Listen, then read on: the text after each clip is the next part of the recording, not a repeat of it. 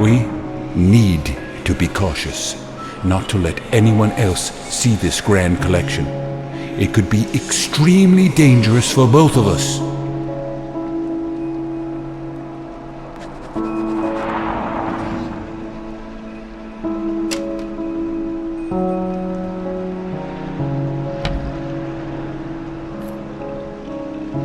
Deliberately preserved heads from Mesopotamian marshlands. Such cultivated minds kept in permanence by getting dried under the scorching sun with methods now lost.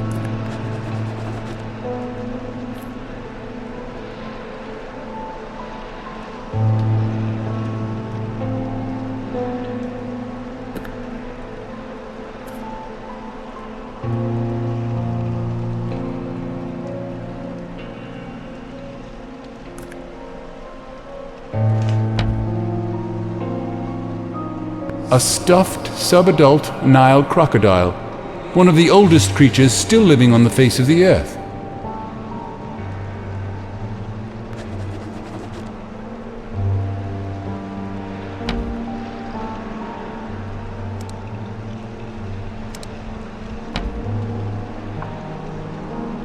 A sacrifice ritual mask from Middle Africa.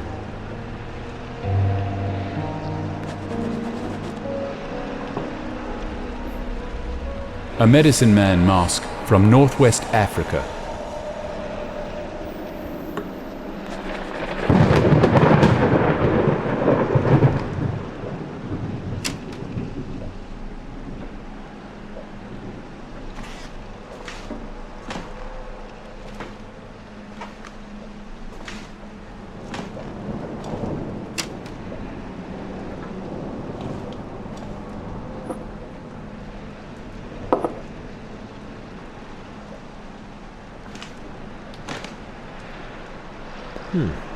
Looks like a preparation for a long trip. Looks like a preparation for a long trip.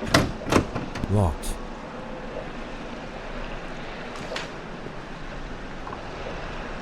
This relic is from Madagascar. I have two versions, but this one is extremely rare. It is called Hanalbi. Nobody knows exactly what it means, but from its symbolic depiction of a dark sphere inside a light one, it is thought that it could mean the underworld.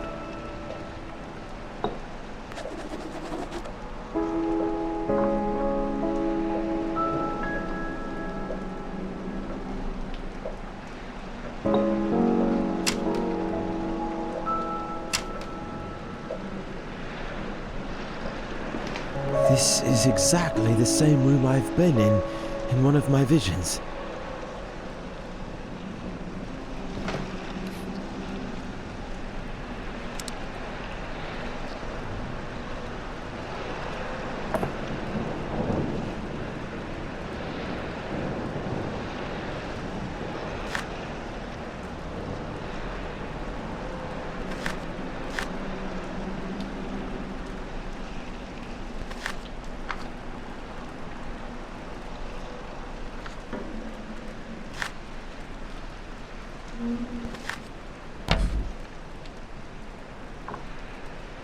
According to legend, this very djembe belonged to a learned drummer from Senegal who can speak with the dead by rhythmically beating it.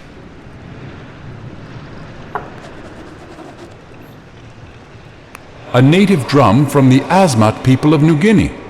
Their creation myth says Phumerapits made the first carvings of men and women.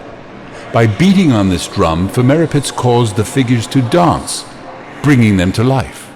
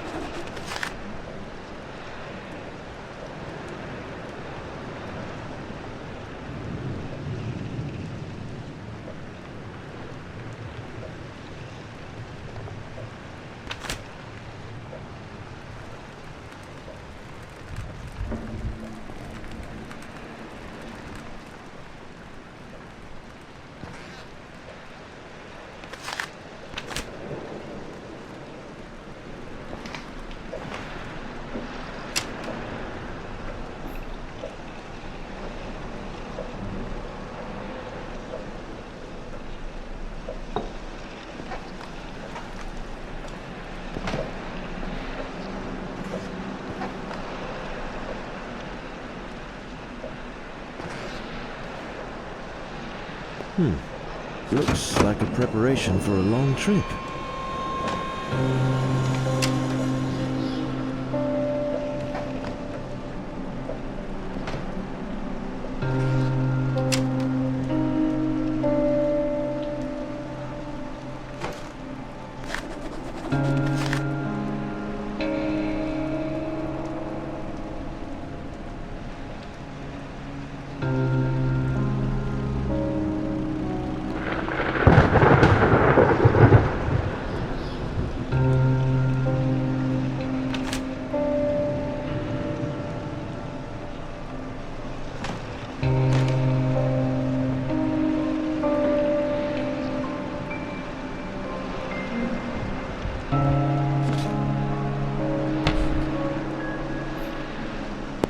A serpentine ritual mask from India, which is said to have hypnotic effects on the one who deeply gazes into its eyes.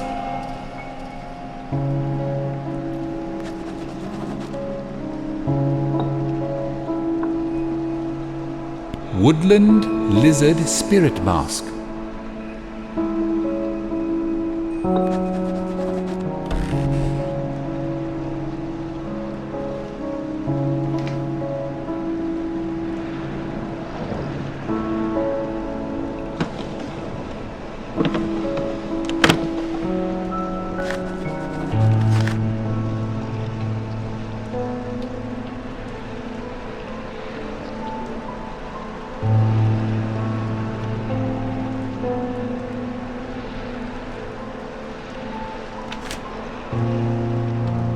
I need a phonograph cylinder.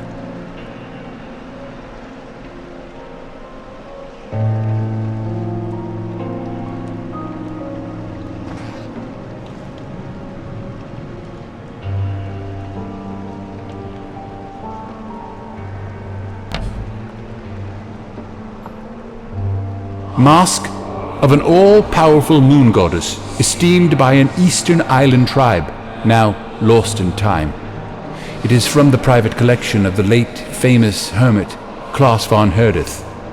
Don't ask me how I get it. I have my ways.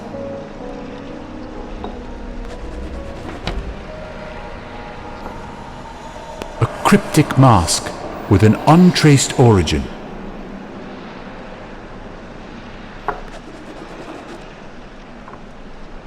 Elusive mask from the submerged parts of Kerguelen Islands.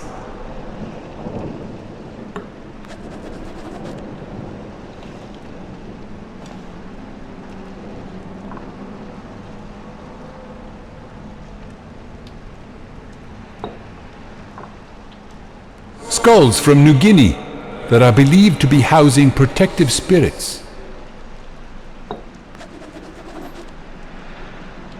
This is called the Mask of the Beholder.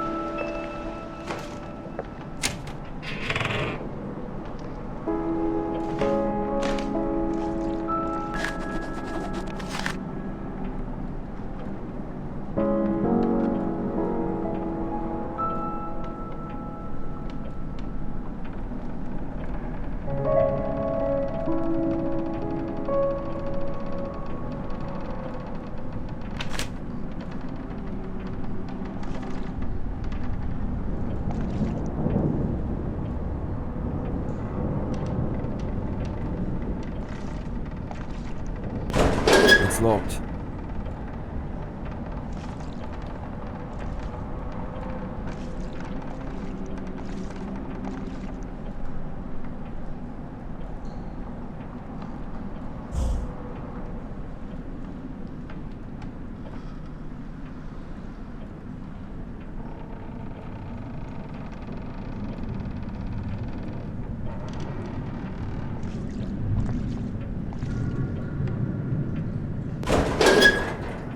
Looks like something's missing here.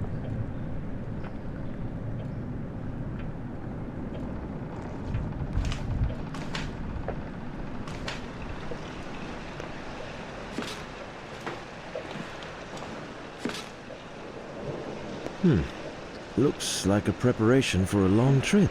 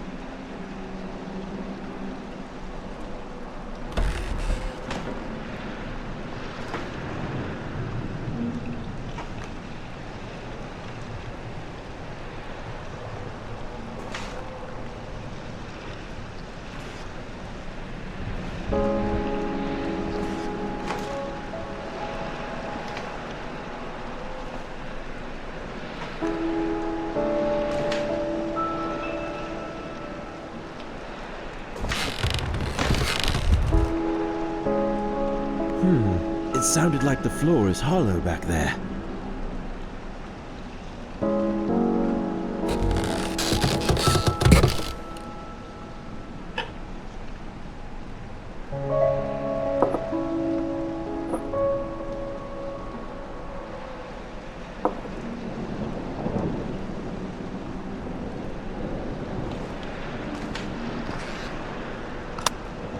When using Conarium, we are able to be seen as well as to see.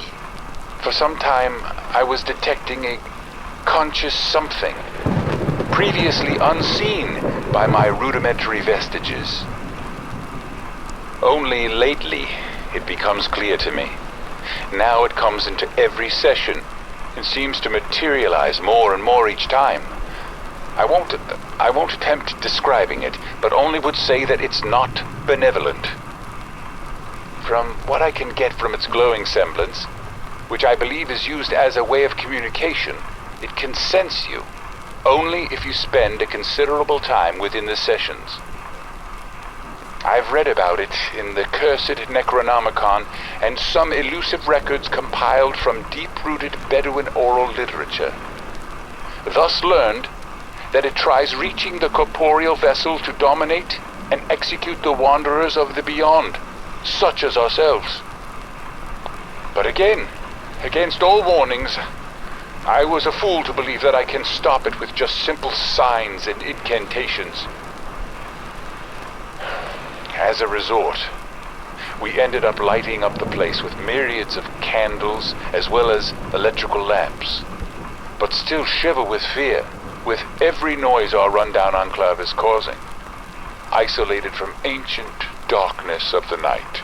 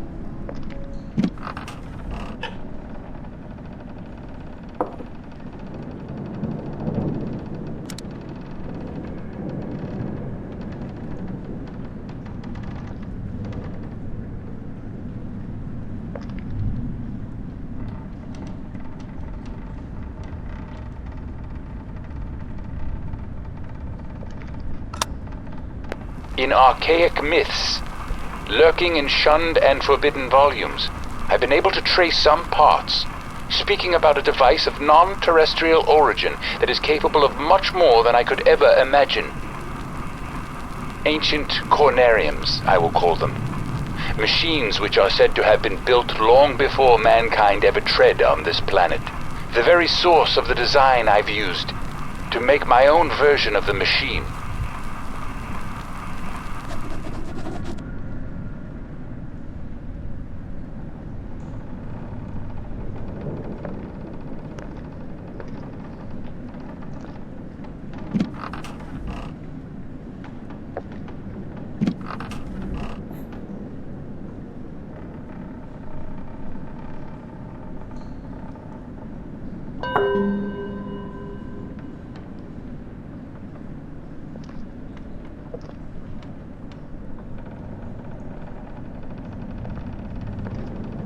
I hope the ladder doesn't give out under my weight.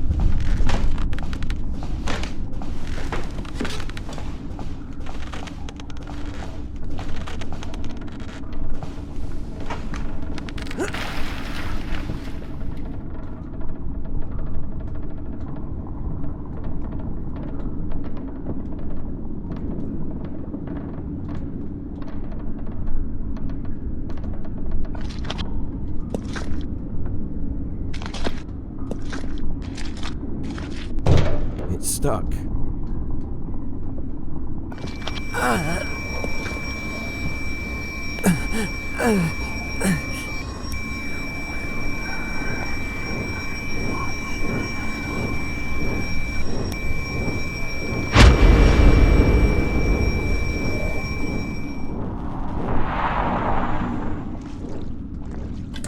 Locked.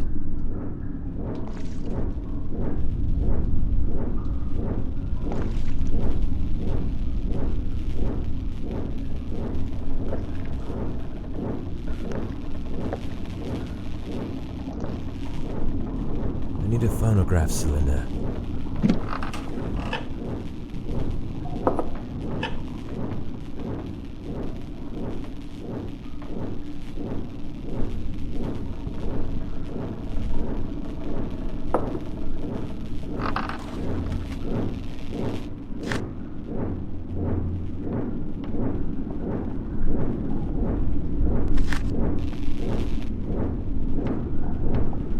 I remember this place, and what we achieved here. Violating the laws of nature with the help of those dead bodies brought here secretly from only God knows where. Forcing them to cooperate by the means of the cursed necromancy, and dreaming their dreams in those profane sessions to learn forbidden knowledge. Now I can distinctly see how pure madness once roamed here, within our own shoes.